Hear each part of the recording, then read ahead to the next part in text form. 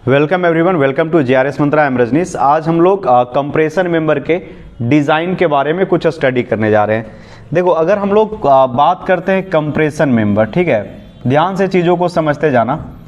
Compression member, ठीक है, compression member की बात करते हैं तो किस तरह के मेंबर को कंप्रेशन मेंबर कहा जाता है? तो वैसा कोई एक मेंबर जिसपे कंप्रेसिव नेचर का लोड लगेगा, उस तरह के मेंबर को हम लोग कंप्रेशन मेंबर बोलेंगे।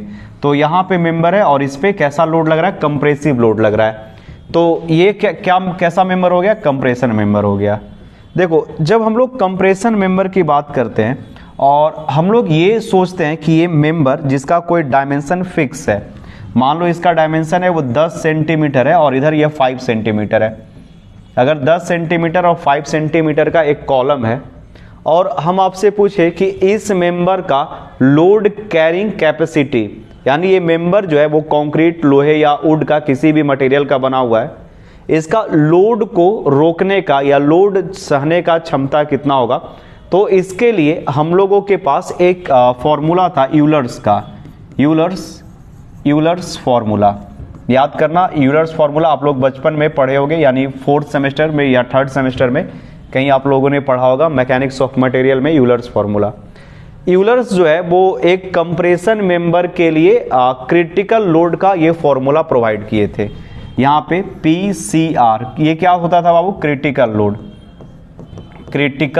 लोड, यानी कोई मेंबर कितना लोड को रोक पाएगा, इसके लिए इन्होंने एक फॉर्मूला दिया था। और PCR का लोड का ये फॉर्मूला था π² EI बाई L इफेक्टिव का square, π² EI by L effective का स्क्वायर। यानी ये मेंबर है वो कितना मजबूत होगा, ये दो चीज़ों पे डिपेंड करेगा। एक है I, यानी यहाँ पे I क्या है बाबू? I है मोमेंट ऑफ इनर्शिया, और दूसरा है इफेक्टिव लेंथ। साथ ही साथ इसका प्रॉपर्टी है, उसके ऊपर भी डिपेंड करेगा कि उसकी मजबूती कितनी है। सिर्फ I पे और L पे डिपेंड नहीं करेगा। Higher the value of length, जितना ज़्यादा लेंथ होगा उतना ज़्यादा बकलिंग होगा। बोलना चाह रहे हैं कि सिर्फ L पे और I पे डिपेंड नहीं करेगा, मटेरियल के प्रॉपर्टी यानी यंग्स मॉडुलस या मॉडुलस ऑफ इलास्टिसिटी पे डिपेंड करेगा। तो लोड जो है वो EI और L पे डिपेंड करता। पाई तो यहाँ पे कांस्टेंट वैल्यू है, ठीक है। तो यहाँ पे जैसे जैसे हम लोग इसका एरिया को बढ़ाते हैं, ठीक है, या इसका मोमेंट ऑफ इनर्शिया को बढ़ाते हैं, वैसे वैसे मेंबर मजबूत होगा, उसका लोड रोकने का क्षमता बढ़ेगा। जैसे जैसे कॉलम लंबा होगा, इसका लेंथ इंक्रीज होगा, वैसे वैसे इसका क्या बढ़ेगा? इसका लेंथ ज़्यादा बढ़ेगा तो इसका बकलिंग का चांसेस ज़्यादा बढ़ेगा। Member can fail easily, member है वो आसानी से फेल हो जाएगा। चलो, यहाँ तक चीज़ें समझ में आ रहा होगा। तो जब हम लोग कंप्रेशन मेंबर की बात करते हैं तो कंप्रेशन मेंबर एक ऐसा मेंबर होता है जिसपे कंप्रेसिव लोड लगता है, ठीक है। यूलर्स फॉर्मूला भी हम लोग देखें कि यूलर्स फॉर्मूला के द्वारा कंप्रेशन मेंबर पे हम लोग आसानी से क्रिटिकल लोड निकाल सकते हैं। ये क्रिटिकल लोड होता है वो क्या लोड बताता है? Maximum load carrying capacity. आ रहा है समझ में? तो अगर हम लोग फिर से एक याद करो, पिछले लेक्चर में हम लोगों ने पढ़ा था कि इस मेंबर में दो एक्सिस हैं, एक I एक्सिस और एक I बाई बाई। मान लो ये बाई एक्सिस है और ये एक्स एक्सिस है, तो इसमें बकलिंग जो है वो एक्स एक्सिस के तरफ से होगा कि बाई एक्सिस के तरफ से होगा। किधर से ये बेंड करेगा, किधर से ये घूमेगा, मुड़ेगा किधर से?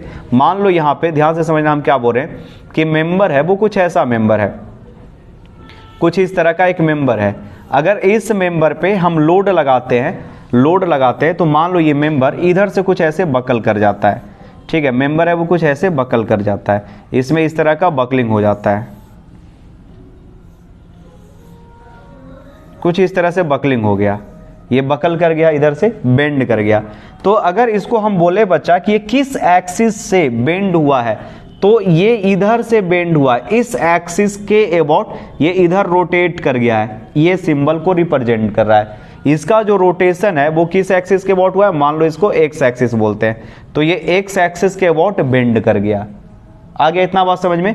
उसी तरह से ये बाई एक्सिस के तरफ से उधर से भी बेंड कर सकता है। तो जिधर का मोमेंट ऑफ इनर्शिया, ध्यान से सुना क्या बोल रहे, जिस एक्सिस के अबाउट मोमेंट ऑफ इनर्शिया कम होगा वो वीकर एक्सिस होगा और उसी एक्सिस के अबाउट ये बेंड करेगा, ठीक है। तो यहाँ पे आप एक टॉपिक दोगे और टॉपिक क्या है? डिजाइन ऑफ कंप्रेशन मेंबर, यानी कंप्रेशन मेंबर का डिजाइन।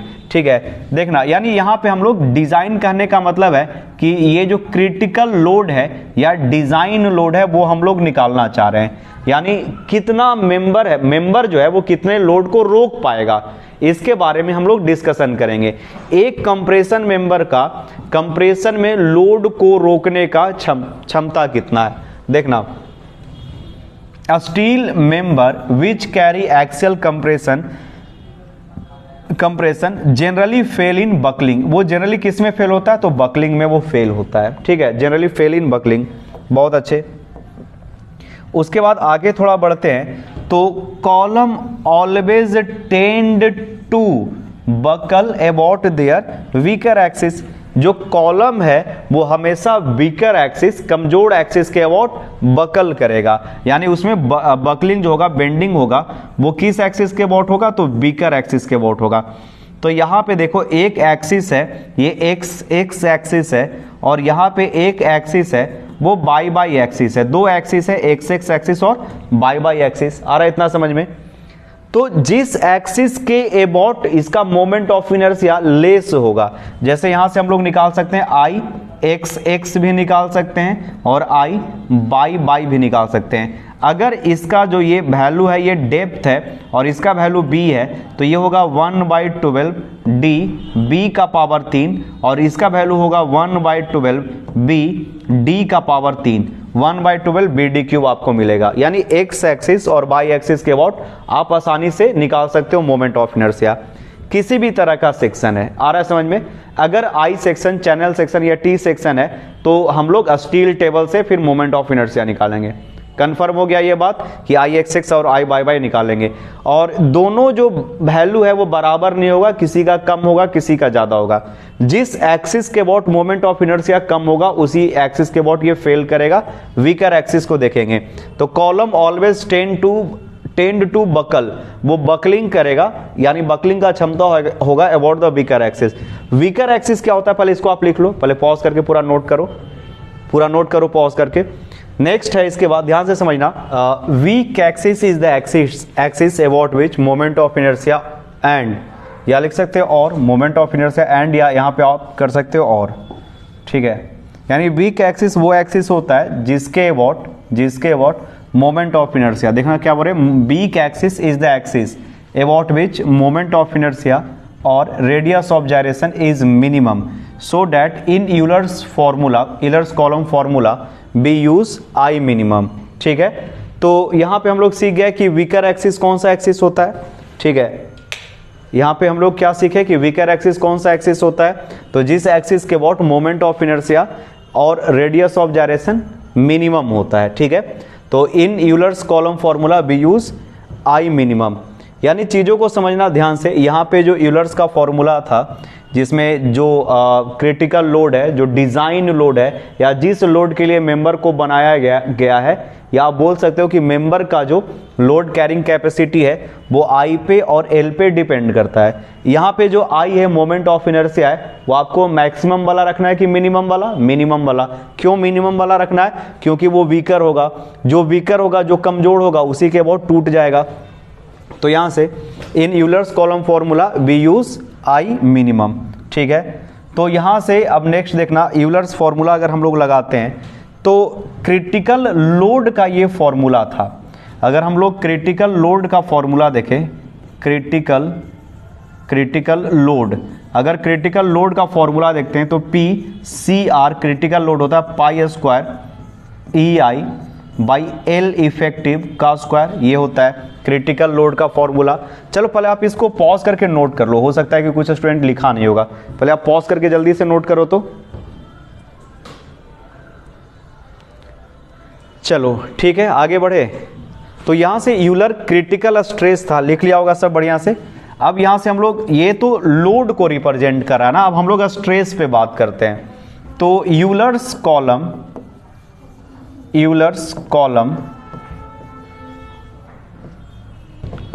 क्रिटिकल स्ट्रेस, कॉलम के लिए क्रिटिकल स्ट्रेस की बात कर रहे हैं। ध्यान से देखना, हम लोग किसका बात करें, क्रिटिकल स्ट्रेस की बात करें। तो स्ट्रेस जो होता है बच्चा यहाँ पे अच्छे से समझो, जो स्ट्रेस होता है वो क्या होता है, लोड अपॉन एरिया। स्ट्रेस क्या होता है, स्ट्रेस होता है लोड अपॉन लोड यानी फोर्स डिवाइडेड बाय एरिया। तो अगर क्रिटिकल स्ट्रेस की बात करें जिसको हम लिख देते हैं एफसीसी, एफसीसी क्या हो जाएगा, तो critical load divided by area. Column का जो क्रॉस सेक्शनल एरिया है उसकी बात कर रहे हैं, यहाँ पे जो क्रॉस सेक्शनल एरिया है, यहाँ पे क्रॉस सेक्शनल एरिया होगा, कुछ ना कुछ तो क्रॉस सेक्शनल एरिया होगा कॉलम का।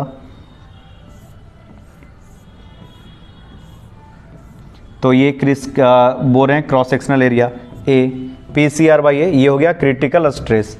यहां तक लिखो, जल्दी से पॉज करके नोट करो। Now move to the next. देखो यहां पे जैसे हम लोग पीसीआर का वैल्यू पुट कर देते हैं, पीसीआर का मतलब पाई square E I divided by L effective का स्क्वायर, तो यहाँ पे एल इफेक्टिव का स्क्वायर करेंगे डिवाइडेड बाई एरिया करेंगे, ऐसा लिखेंगे। तो इसी चीज़ को हम यहाँ पे आसानी से सिंपल लैंग्वेज में कुछ ऐसे लिख सकते हैं, पाई square E I divided by L effective का स्क्वायर और क्या हो जाएगा, एरिया हो जाएगा। डिवाइड में एरिया है, डिवाइड में एरिया आ गया, ठीक है। तो ये हो गया क्रिटिकल स्ट्रेस एफसीसी के लिए, एफसीसी के लिए ये वैल्यू हो गया। एफसीसी क्या है, तो sir Euler's column critical stress. देखो अगर तुम लोग यहाँ पे जानते हो कि क्या होता है radius of gyration, radius of gyration होता है A R square equal to I, then we can write here R square equal to I बटे ए, यानी आई बाई ए, ये आई बाई ए ये चीज़ जो है, इस चीज़ को आई बटे ए जो लिखा हुआ है, इसी चीज़ को हम लोग क्या लिख सकते हैं, रेडियस ऑफ जायरेशन। यहाँ पे एक और चीज़ आ गया, रेडियस ऑफ जायरेशन, यानी इसको हम लोग लिख सकते हैं पाई स्क्वायर ई और क्या हो जाएगा, आर का square divided by L effective का स्क्वायर, ठीक है, क्योंकि आर का स्क्वायर होता है और अगर आर का वैल्यू होगा वो अंडर रूट आई बटे ए होता है, अंडर रूट आई बटे ए होता है, ठीक है बच्चा, यहाँ तक लिख लिया होगा। मैथमेटिक्स अगर थोड़ा बहुत आप जानते हो, पढ़े हो, तो यहाँ पे डिवाइड वाला रूल आपको पता होगा। एफसीसी जो है, ये जो आर है ना, इस चीज़ को हम उल्टा पुल्टा करने जा रहे हैं, या क्या हम ऐसा लिख सकते हैं, देखना ध्यान से, पाई square E divided by L effective और आर स्क्वायर। देखो यहाँ पे क्या होता है, लेमडा जो होता है वो होता है L effective divided by R, L effective divided by R होता है। तो अगर इसको तुम इधर उल्टा पुल्टा करो तो यहाँ पे हम लोग कुछ ऐसा लिख सकते हैं, lambda square equal to L का स्क्वायर बटे आर का स्क्वायर। अगर 1 बाई लेमडा स्क्वायर करें, अगर यहाँ पे 1 बाई लेमडा स्क्वायर करते हैं तो ये क्या हो जाएगा, आर ऊपर चला जाएगा, एल नीचे आ जाएगा, तो आर स्क्वायर बाई लेमडा, ये एल इफेक्टिव का स्क्वायर। अरे लेमडा स्क्वायर जो है वो L effective by R square है, इस चीज़ को बढ़िया से ऑब्जर्व करो। तो 1 बटे, इसको रिवर्स किए तो इसको भी रिवर्स करना पड़ेगा, दोनों तरफ रिवर्स कर दिए, उल्टा पुल्टा कर दिए, तो R square by L effective का square, R square by L effective का स्क्वायर है, उसका वैल्यू कितना है, तो यहाँ पे कर दो, यहाँ ये रहा, इसको हम लोग लेमडा का स्क्वायर लिख सकते हैं, क्योंकि 1 बाई लेमडा का स्क्वायर, तो 1 बाई लेमडा का स्क्वायर हो गया। लेमडा क्या है यहाँ पे, सिलेंडरनेस रेशियो। लेमडा क्या है छोटू, यहाँ पे लेमडा है वो है सिलेंडरनेस रेशियो, सिलेंडरनेस रेशियो। और एक चीज़ और बोले थे कि यहाँ पे जो आई मिनिमम रखना है, ये सब मिनिमम वाला होगा, ये मिनिमम वैल्यू होगा। यहाँ पे रेडियस ऑफ जायरेशन है, ये भी मिनिमम होगा, ये सब कर लेना। तो ये लेमडा का जो वैल्यू है वो मिनिमम वाला है, मिनिमम, यहाँ पे जो भी वैल्यू होगा लेमडा का मिनिमम होगा। जल्दी से पॉज करके इसको नोट कर लो, यूलर्स के लिए था ये, ठीक है। चलो ये पूरा हो गया है। अब इसके बाद नेक्स्ट देखते हैं कि ये एफसीसी कॉलम का क्रिटिकल स्ट्रेस निकालने का फॉर्मूला देखे। यूलर्स कॉलम क्रिटिकल स्ट्रेस, ये जो एफसीसी है वो क्या है, क्रिटिकल स्ट्रेस है। अब यहाँ जब हम लोग आईएस कोड पे आते हैं, अगर आईएस कोड को तुम ऑब्जर्व करो, जरा सा भी थोड़ा सा देखना, यहाँ पे हम आपको आईएस कोड दिखाना चाहते हैं। कोड छोड़ो, कोड में आएंगे, फिर हम दोबारा आएंगे कोड में। देखो अब यहाँ पे ध्यान से सुनना, डिजाइन कंप्रेसिव स्ट्रेस, ज्यादा देख लोगे तुम लोग घबरा जाएगा, ठीक है। हम क्या बोल रहे हैं बाबू यहाँ पे, टॉपिक है डिजाइन कंप्रेसिव स्ट्रेस। इसका मतलब है डिजाइन कंप्रेसिव स्ट्रेस FCD। समझना इसका मतलब हम क्या बोलना चाह रहे हैं। मान लो एक कॉलम है, क्या बोल रहे हैं छोटू, ध्यान से सुनना, ध्यान से सब सुनेगा एकदम, यहां पे अच्छे से समझना। मान लो कि एक कॉलम है, कोई एक कंप्रेशन मेंबर है, कंप्रेशन मेंबर है। तो अगर आपसे क्वेश्चन पूछते हैं कि ये जो कंप्रेशन मेंबर है कितना लोड को कैरी कर सकता है, ये एक कंप्रेशन मेंबर मैक्सिमम कितना लोड को कैरी कर सकता है, ये कितना लोड को कैरी कर सकता है। क्वेश्चन क्या है, how much load that column is going to carry. ये जो कॉलम है कितना लोड कैरी करेगा, कॉलम कितना लोड कैरी करेगा, कितना लोड कैरी करेगा,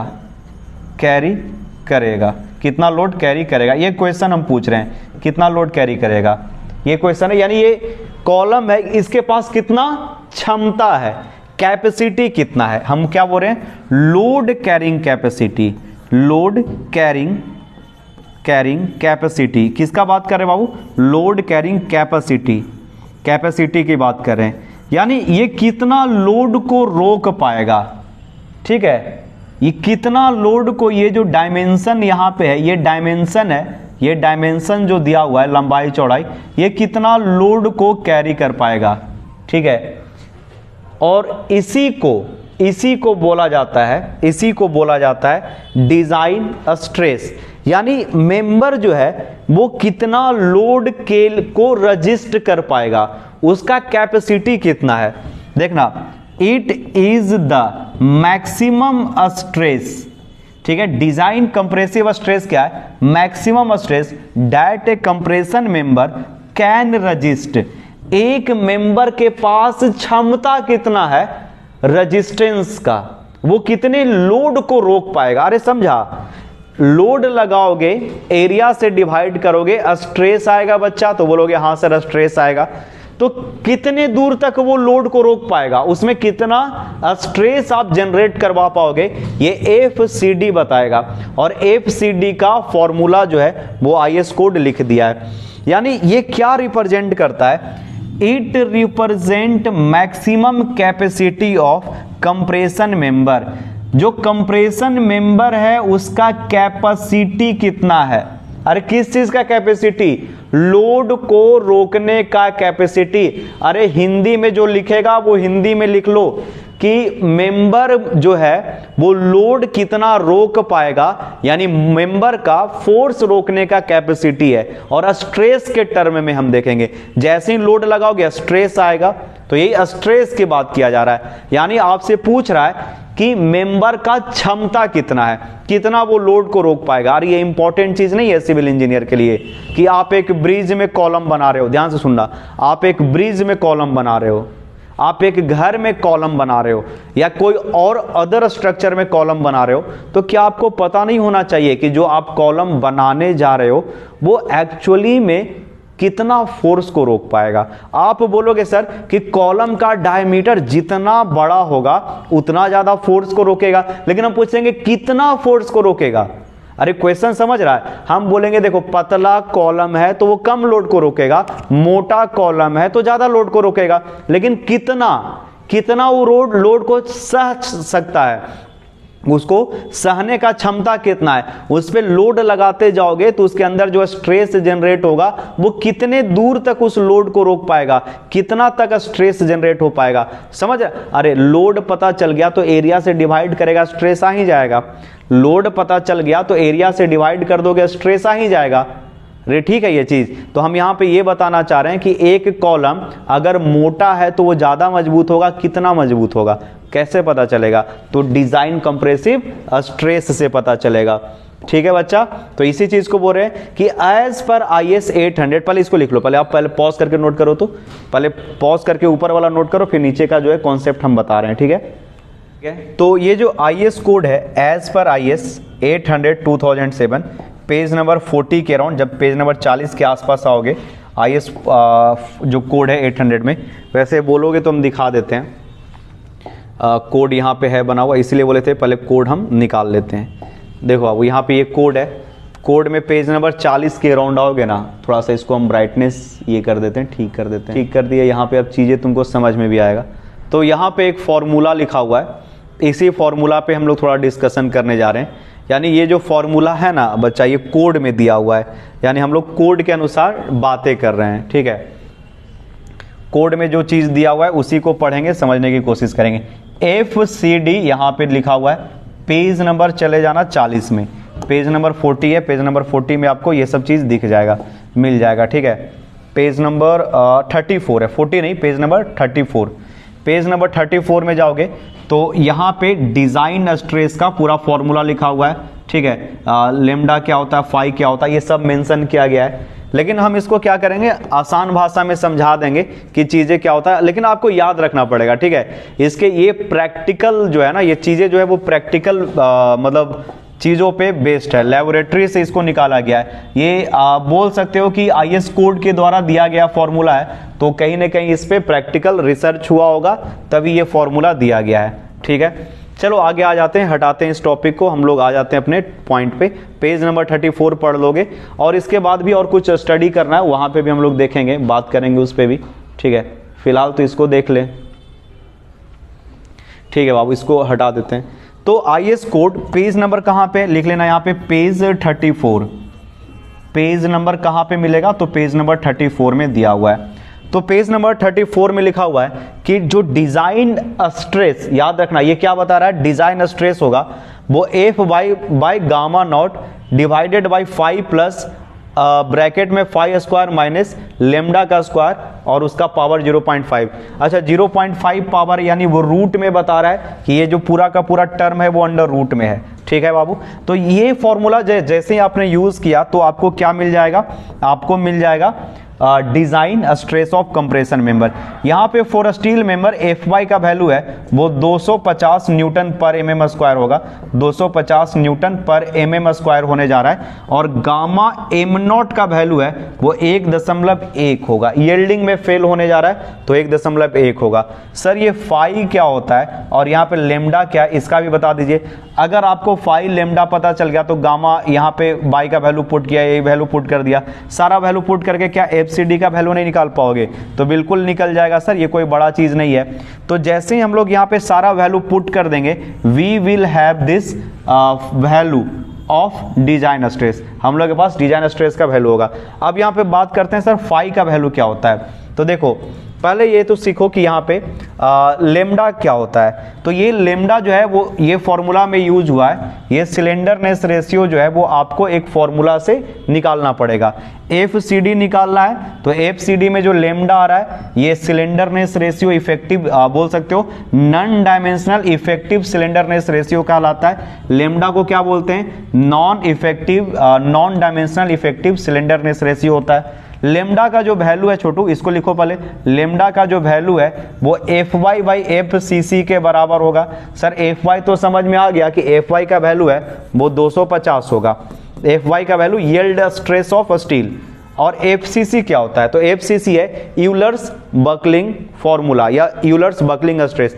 FCC अभी आप लोग देखे थे, FCC का जो वैल्यू था वो आया था pi square E divided by lambda का स्क्वायर। अच्छा लगता है कि पिछले बार में E छोड़ दिए थे क्या, अगर हमको याद आ रहा है तो हाँ E तो लिखे थे, pi square E by lambda का स्क्वायर, ठीक है। यहाँ पे I बाई A लेमडा, ठीक है, पाई स्क्वायर E लेमडा का स्क्वायर करेक्ट है बिल्कुल। हमको लगा कि कहीं E का वैल्यू तो छोड़ नहीं दिए ना, pi square E by lambda का स्क्वायर। तो यहाँ से लेमडा निकालना आसान है 250, और यहाँ से FCC pi square E by lambda का स्क्वायर ये निकाल दिए, और यहाँ से वैल्यू पुट कर दिए, लेमडा आ गया। लेमडा जैसे ही निकलेगा फाई भी निकल जाएगा। जल्दी से इसको लिखो, जल्दी से फटाक से नोट करो, तो जल्दी से लिखो, ठीक है। और ये फाई का जो वैल्यू है, ये फाई एक कांस्टेंट है और इसका वैल्यू होता है 0.5 plus 0.5 1 plus alpha lambda minus 0.2 plus lambda का स्क्वायर। लेमडा यहाँ से निकलेगा, आपको लेमडा यहाँ से निकल गया। ये अल्फा क्या होता है, अल्फा जो होता है वो डिपेंड करता है कि सेक्शन कैसा है, आई सेक्शन है, चैनल सेक्शन है, बॉक्स सेक्शन है, उसके ऊपर ये अल्फा जो है वो डिपेंड करता है। अल्फा डिपेंड करता है कि क्लास कैसा है, मटेरियल है वो किस क्लास से बिलोंग करता है। फॉर्मूला थोड़ा डिफिकल्ट है, अरेंज करके सब एक बार हम करवा देंगे, समराइज करवा देंगे, ठीक है। उसके बाद देखो यहाँ पे जो अल्फा है वो इम्परफेक्शन फैक्टर है, इम्परफेक्शन फैक्टर। अल्फा का जो वैल्यू है ये बकलिंग क्लास ए के लिए होता है 0.21, बकलिंग क्लास बी के लिए होता है 0.34, बकलिंग क्लास सी के लिए होता है 0.49 और बकलिंग क्लास डी के लिए होता है 0.76। जल्दी से नोट करो तो बाबू, इसको जल्दी से नोट करो। ये हो गया अल्फा का वैल्यू, ठीक है। तो यहां पे सर आप कुछ समराइज कीजिएगा कि इसको ऐसे ही छोड़ दीजिएगा, ये तो काफी ज्यादा डिफिकल्ट फॉर्मूला टाइप का हो गया। इसको हम लोग कैसे याद रखें, कैसे चीजों को ध्यान में रखें, ये बहुत ज्यादा मुश्किल क्रिएट करने जाएगा, ठीक है। तो यहां से बच्चा ध्यान से समझना हम बोलना क्या चाह रहे हैं, अच्छे से चीजों को समझो, ठीक है। कि अगर आपको बोलता है कि एक कॉलम का, ध्यान से इसको शॉर्ट कर दे रहे, एक कॉलम है और उस कॉलम का कि मान लो कॉलम का तुमको डिजाइन कंप्रेसिव स्ट्रेस निकालने के लिए बोला आईएस कोड के अनुसार निकालो, तो हमको याद आएगा कि एक फॉर्मूला है हम लोग के पास, FCD डिजाइन कंप्रेशन में फॉर्मूला है। ध्यान से देखना, फॉर्मूला बहुत ही टेढ़ा मेढ़ा है लेकिन बहुत ही खूबसूरत फॉर्मूला है। ये याद नहीं रहेगा कि FY by gamma M naught होता है। अरे ये कौन सा बड़ा चीज है सर याद करना, FY बाई गामा नॉट। उसके बाद क्या करना है सर, तो गामा नॉट के बाद एक फाई ले आना है, फाई का वैल्यू कुछ आया था याद करके, प्लस ब्रैकेट में फाई से शुरू हुआ है, फाई के साथ चलते रहेगा, फाई का स्क्वायर माइनस लेमडा का स्क्वायर। ये जब स्क्वायर कर दिए ना तब इसको हमको इसको अंदर करना होगा, ठीक है, इसके अंदर हमको ब्रैकेट में करना होगा। अब इसी के लिए पावर 1/2 कर दिया है। अरे आ गया ये बात समझ में, ठीक है। और ये जो वैल्यू है ये किससे कम होना चाहिए, that should be less then FY by gamma M not, इससे कम होना चाहिए, ठीक है, ठीक है। तो हमेशा याद रखना कि ये जो पूरा का पूरा वैल्यू है वो F by gamma M naught से छोटा होना चाहिए। चलो यहां तक तो फॉर्मूला याद हो गया। अब यहां पे क्वेश्चन एराइज होता है कि चलो सर यहां पे तो ठीक है, FY तो होता है yield stress, gamma M naught होता है पार्शियल सेफ्टी फैक्टर, ये फाई क्या है और लेमडा क्या है, what is the phi and what is the lambda. तो यहां पे लेमडा जो है वो बोले थे नॉन डायमेंशनल क्या है, सिलेंडरनेस रेशियो है, और इसके लिए आपको फॉर्मूला बताया गया है FY बाई FCC, ये यूलर्स फॉर्मूला वाला जो आया था वो पुट कर देंगे। और उसी तरह से फाई का फॉर्मूला, यानी हमको तीन ही फॉर्मूला याद रखना है, 0.5 1 plus alpha lambda minus 0.2 plus lambda का स्क्वायर, ये फॉर्मूला याद रखना। थोड़ा सा आपको प्रॉब्लम होगा ये फाई का फॉर्मूला याद करने में, और ये तीन फॉर्मूला और क्वेश्चन तो बन गया, क्वेश्चन बन गया। बस आपको क्या रखना है, फाई का वैल्यू याद रखना, फाई होता है वो 0.5। उसके बाद आपको ब्रैकेट ओपन करना है, 1 plus alpha lambda minus 0.2 plus lambda का स्क्वायर, ठीक है, बस इतना कर देना है। यहीं से आपको फाई का वैल्यू आ जाएगा। तीन ही तो फॉर्मूला याद रखना है, एक ये रहा, दूसरा आप बोलो सर अब बढ़िए आगे छोड़ दीजिए हम याद कर लेंगे। और कहाँ पे मिलेगा, देखो फिर से बोल रहे हैं कि बाबू कायदे के अनुसार आपको IAS कोड एग्जाम में अलाउड होना चाहिए। एग्जाम में अलाउड रहेगा तो ये सब याद करने का जरूरत है क्या, नहीं जरूरत है। क्यों नहीं जरूरत है, because these formula are given in IAS code. हमको सिर्फ एप्लीकेशन आना चाहिए, लेकिन क्या करता है यहाँ पे बदमाशी, आपको कोड अलाउ नहीं करेगा। कहाँ पे लिखा हुआ है फॉर्मूला, देखो बाबू यहाँ पे फॉर्मूला नहीं लिखा हुआ है, ठीक है, देखो यहाँ पे सारा फॉर्मूला लिखा हुआ है, एक एक चीज दिया हुआ है, ध्यान से देखना, ऑब्जर्व करना। देखो ये तो था ही यहाँ पे design compressive stress, FCD design compressive stress का फॉर्मूला, जो आपको यहाँ पे FY by gamma M naught phi plus phi का स्क्वायर माइनस लेमडा का square to the power 0.5 and this value must be less than equal to FY by gamma M naught. और इसमें जो फाई का वैल्यू है यहाँ पे दे रखा है, फाई का वैल्यू दे रखा है। जैसे इसको थोड़ा हम जूम करते हैं, यहाँ पे हम दिखाना चाह रहे हैं आपको, क्लियर करके थोड़ा जूम करते हैं।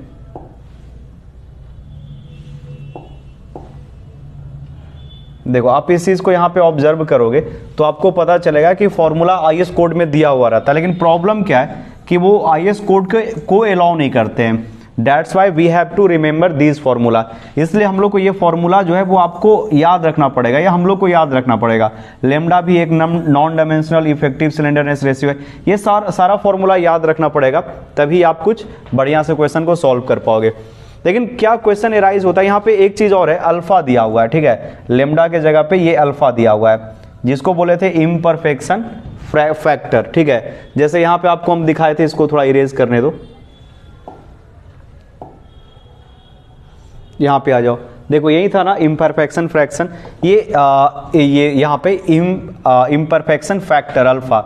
बोले थे बाबू कि अल्फा का वैल्यू है वो आई सेक्शन होगा कि सेक्शन के ऊपर डिपेंड करता है। अगर हम लोग का सेक्शन अलग अलग होगा तो अल्फा का क्लास भी यहाँ पे मतलब अल्फा का वैल्यू भी अलग अलग होगा।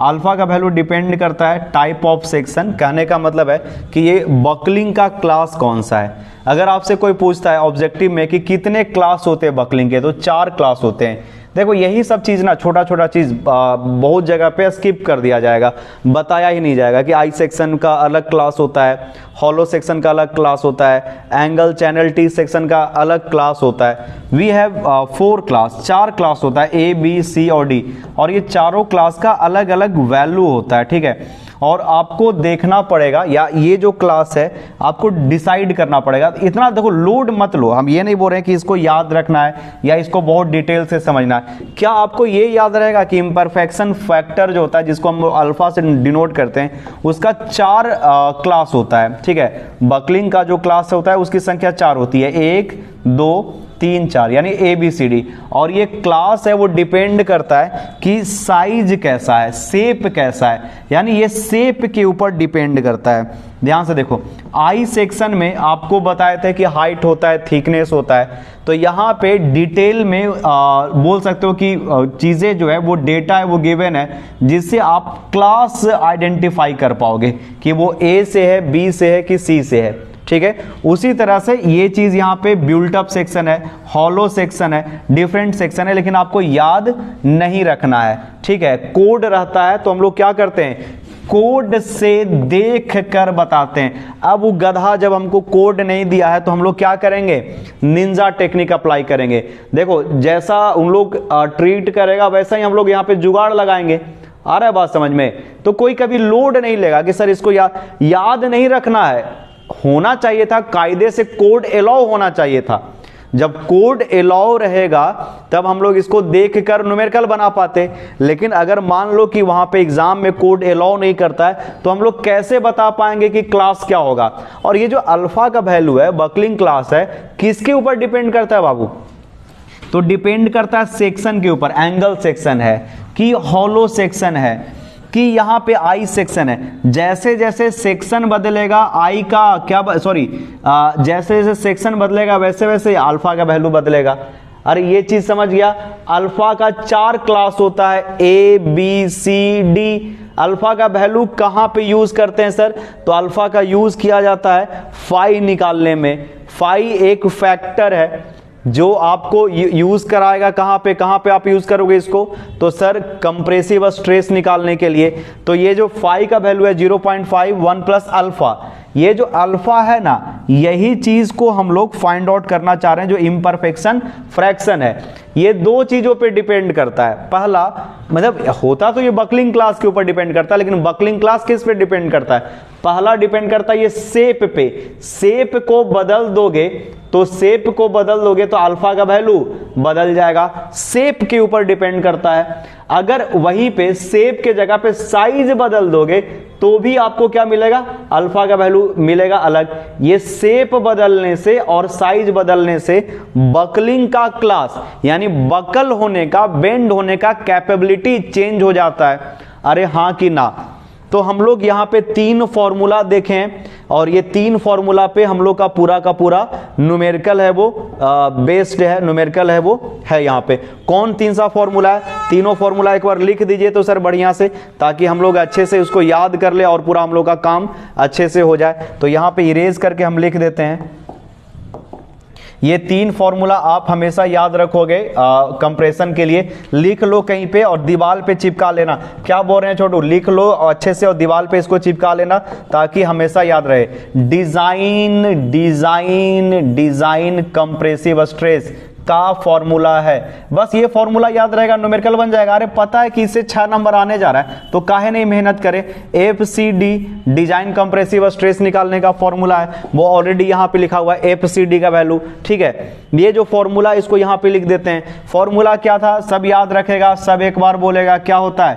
F gamma m0। चलो पहला स्टेप तो समझ में आ गया सर। उसके बाद होता है फाई प्लस यहाँ पे फाई का स्क्वायर माइनस लेमडा का स्क्वायर का पावर 1/2 या 0.5 और this value should be less than equal to ऊपर वाला वैल्यू, ये जो ऊपर वाला वैल्यू ये वाला यहाँ पे चिपका दो, ये F Y gamma M naught से छोटा होना चाहिए, बस हम लोग का इसी में हो जाएगा। लेमडा क्या होता है सर, तो लेमडा होता है under root F Y divided by F C C, Euler's formula से जो वैल्यू आया था। एफ बाई का वैल्यू कितना होता है 250, एफ सी सी का वैल्यू क्या होता है, तो sir pi square E by lambda का स्क्वायर, यहाँ पे जो लेमडा होगा छोटू वो सिलेंडरनेस रेशियो होगा, ठीक है, ये वैल्यू निकाल के कर लोगे। सर इसके बाद क्या था, इसके बाद तुम लोग को एक फॉर्मूला यहाँ पे ये याद रखना है कि फाई का जो वैल्यू होगा वो 0.5 ब्रैकेट ओपन 1 प्लस अल्फा, फिर क्या है लेमडा माइनस 0.2 प्लस लेमडा का स्क्वायर, और ये जो लेमडा है ये हम लोग यहां से निकाल चुके हैं, ठीक है। ये अलग लेमडा है, ये लेमडा है वो सिलेंडरनेस रेशियो है, ये लेमडा का वैल्यू स्टील टेबल से निकलेगा। अरे सब बताएंगे, स्टील टेबल भी आपको देखना बताएंगे, ठीक है। ये लेमडा सब कंफ्यूज नहीं होगा, 3 फॉर्मूला याद रहेगा, formula number 1, formula number 2, formula number 3। अरे 3 फॉर्मूला पहाड़ है, करेगा बदमाशी, ये तीनों फॉर्मूला कोई बड़ा पहाड़ नहीं है, तो इसको याद रखोगे, कॉन्सेप्ट पूरा क्लियर है आपका, ठीक है। तो आज का लेक्चर यहीं पे रहने देते हैं, और ये हम आपसे रिक्वेस्ट करेंगे कि kindly remember this 3 formula, you have to remember this 3 formula, तभी जाके आगे का कुछ काम होगा। फॉर्मूला नंबर 1 याद रखोगे एकदम, इसमें 6 नंबर एकदम श्योर आ रहा है, 6 मार्क्स का एक न्यूमेरिकल श्योर आ रहा है। एक फॉर्मूला ये रहा, दूसरा फॉर्मूला छोटू यहाँ पे रहा, ये 2 फॉर्मूला यहाँ पे, ये 2 फॉर्मूला आपको याद रखना है। This is the formula number 2, this is the formula number 2 and this is the formula number 3, phi का value 0.51 plus alpha lambda minus 0.2 plus lambda का स्क्वायर, ठीक है। तो यहां से 3 फॉर्मूला याद रखो, और नेक्स्ट क्लास में हम लोग कुछ न्यूमेरिकल करेंगे, नया चीज को सिखाएंगे, ठीक है। Thank you everyone.